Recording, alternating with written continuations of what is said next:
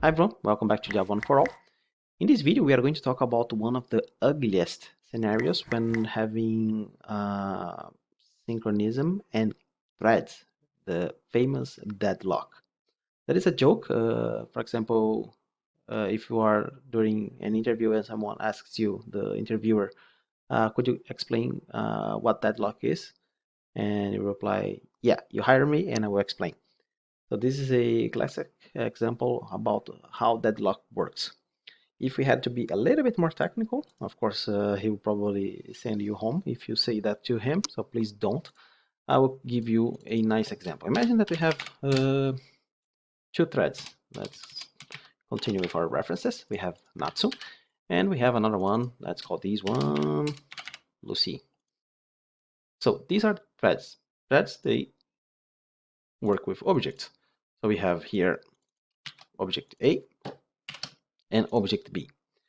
Imagine that both access to these objects are synchronized. What does it mean? So we saw before, and here, when we were working with thread account test, the synchronized account. And if we execute this code again, you will notice, if you, I don't know if you remember when we were adding thread.sleep, the thread that does not have the lock always waits until the lock is released.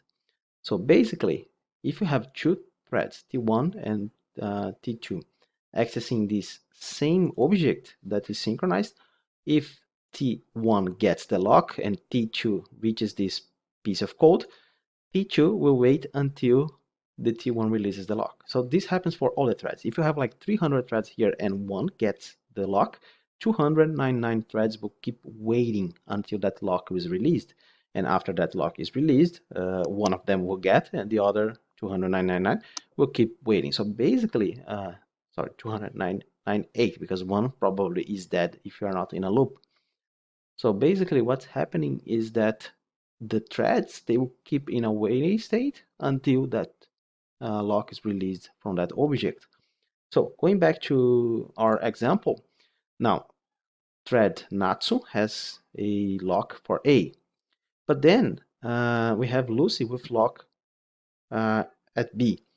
Now Natsu thread that's holding the lock for A is going to try to access B. So once this thread is trying to access the object B, it will realize that the lock belongs to Lucy. So it cannot release A because it cannot finish, because it's waiting until the lock of B is released. So far so good. If Lucy finishes her work and releases the lock of B, the process will continue. But the problem lies when the Lucy also tries to access A. Now, as you can see here, and if you look very carefully, you have like a school somewhere, meaning you are probably dead. Why? Natsu has lock of A, and now Natsu is trying to get and execute some piece of code from object B, but Lucy has the lock of B, but Natsu now needs to wait until Lucy releases that lock. But the problem is that Lucy, that's holding B, now needs A. But to get A, she needs to release B. But to release B, she needs A.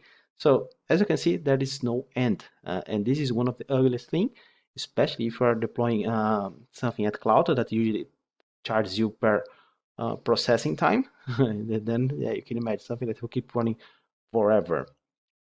So I think very good to see, but how can we actually develop a code that will trigger deadlock? So let's create here deadlock test 01, and it is very simple code. We don't even need like a custom object. We can create here object lock1, and let's call it object lock2, and let's create two runnables. Runnable R1,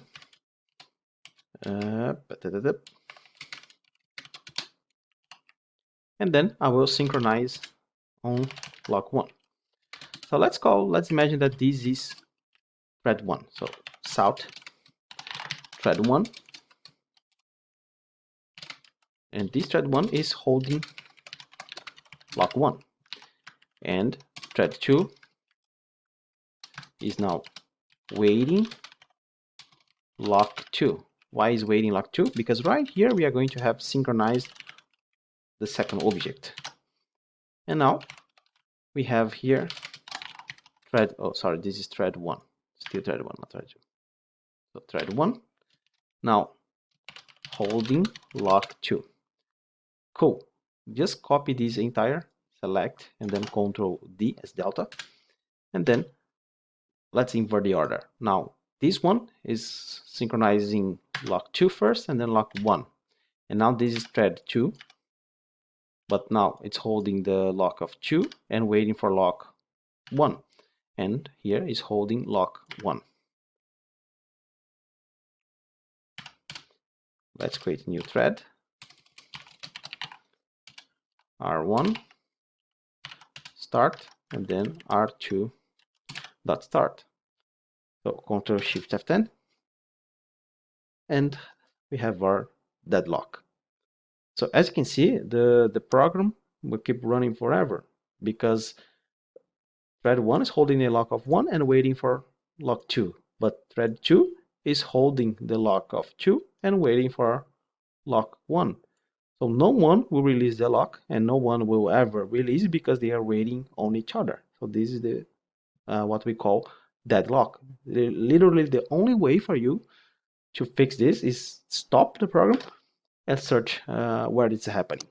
In our case, it's very simple way to fix. We could switch the orders. So instead of having inversed orders, you just have the same order here, and then you're not going to get a deadlock. You always have things working smoothly.